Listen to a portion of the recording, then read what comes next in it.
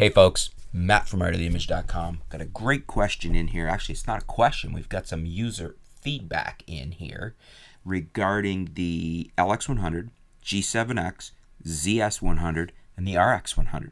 So a couple of Panasonics, a Canon, and a Sony. All very popular pocket travel cameras, vlogging cameras. People use these for all of those things. And this is coming in from John Halgrimson, and he says, I own the LX100 and Canon G7X and Lumix ZS100 and RX100. Just ordered my LX10. It's quite the stable you're going to have there, John. The Canon G7X has the 24-100 lens, f1.8 to 2.8, which is nice and has touch LCD, but so dull. He's got a smiley face there. Say compared to the Lumix ZS100, which is just a joy to use. Has a super nice Lumix touch LCD with all the functions, many soft function buttons, C1, C2, C3, etc., etc., versus the G7X just has no options to speak of. No 4K or 4K photo, etc., etc. I also find the image sharper and more detailed in the ZS100 versus the G7X. So yes, would have liked the 100mm zoom, but will trade gladly for the fun-to-use factor that Lumix offers. The Fuji X70 is a fabulous camera and offers a bit better image quality due to sensor size being larger and a good sensor. But it is a fixed focal length camera, so limited. Also, no 4K, etc., and a bit larger than the LX10. The LX100 is nice, but resolution is only 12 megapixels, so a cropped M4/3 micro four thirds sensor essentially, so not taking full advantage of the 16 megapixel sensor being used. No touch LCD, but it has a EVF. It is larger and heavier, so the LX10 is really offering a lot for the $697. Yes, no EVF, but one can tilt the camera upside down and tilt the LCD to block the sun. Easy to do, just loaded with features, and f1.4 at 24 mils, super small and light, for me a no-brainer. I see myself with the LX10 in one pocket and the LZ100 in the other. Now I'm assuming he means the ZS100 in the other, because that's how I would pair them. He says, and the LZ100, again, I think it's the ZS100 he's talking about, for the 75 to 250 millimeter that the LX10 does not cover. But both really identical in operation, so super easy to go from one to the other. The Fuji X70 and the X100T, the Ricoh GR and the Sony RX100, or RX1 I should say, are cameras to compare as they are all larger sensor, but very vastly in price. All good, but not for everyone. The LX10 is super for families, etc.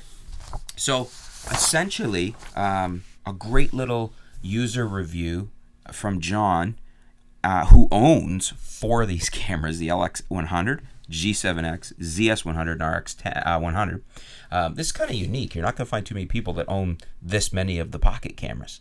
Most people might own different cameras, but they might own 1 or 2 in each class, not 4 in a small travel camera, vlogging camera, pocket camera class. So it sounds like John's basically tickled with the LX10. I mean, he's pre-ordered it and he's giving his reasons why he thinks it's basically the best of all worlds, and it sounds like he's already expecting it to be the best camera for him of all these, and in fact combined with his ZS100 making a great duo, which I would agree with, because you're getting the reach of the ZS100, so together you got pretty much everything covered. And something to throw out there for you, those of you that are considering these cameras. I mean, I've said it before and I'll say it again. Today's 1-inch sensors are basically, they're punching at the same weight class as yesterday's APS-C sensors. So they're just performing so well, you know, with the backlit, the BSI 1-inch sensors. The image quality is so good. A lot of these cameras are doing 4K, granted not the Canon, and the feature set's great, and the fact of the pocketability, you know, the camera you have with you is always the best camera at any given time, because it doesn't matter what you own, if it's at home, you're not getting the photo. So some great feedback here from John. I echo his sentiments on the LX10. I'm very excited about the Panasonic LX10. I can't wait to get it here in the studio. I'm hoping in the next 2 to 3 weeks, but it looks really good, and I think it's going to be one of my main shooters for 2017. And this is a change and evolution in my thinking, because if you had asked me a few years ago, would I be interested in a 1-inch sensor camera, I probably would have laughed and said, no, of course not. The performance isn't there for me. Now I'm looking at it saying, the performance is there, and coupled with the extreme usability, because it's so small and so portable, it's something I can just throw in my pocket and yet not really sacrifice image quality. The only situation I think, there's only really two caveats there, is if you need very, very shallow depth of field, you're going to be better off with something like a full frame setup and an f1.8 to f1.4 or even f1.2 lens.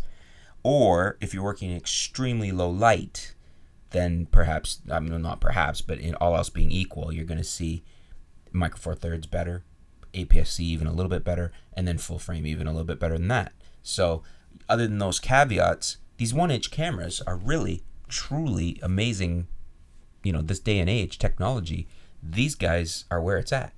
What do you guys think? Are you really interested in the 1-inch cameras? Do you own one of these like John? Do you own 4 of them? I'd love to hear your feedback. Are you as excited about the LX10? To me, the LX10, I agree with where John seems to be going here, in that the LX10, unless I'm extremely disappointed for some reason, and bear in mind, I'm not offering an uninformed opinion here. I've played with the LX10. I've been at the Panasonic press event. I've already played with it. I've already taken video with it. I've already taken images with it, and I was very impressed with my initial use of it. So based on that, plus the specs, I'm expecting the LX10 to be a fantastic camera. So, but what do you guys think? Are you mirroring my expectations? Are you excited about the LX10? Are you not? Let me know what you think. Let me know why. Let me know which camera you'd be in for. Which one would you buy, or which one do you own, or are you going to buy the LX10? Let's discuss this a bit. The 1-inch sensor cameras, vlogging cameras, travel cameras, whatever you want to call them. Thanks for your feedback, John. Love to hear back from you. That's great, especially somebody like yourself who owns all these cameras and, have been shooting them all and then is still buying the LX10. So thanks for your feedback. Stay tuned, folks. We'll be back soon here at artoftheimage.com.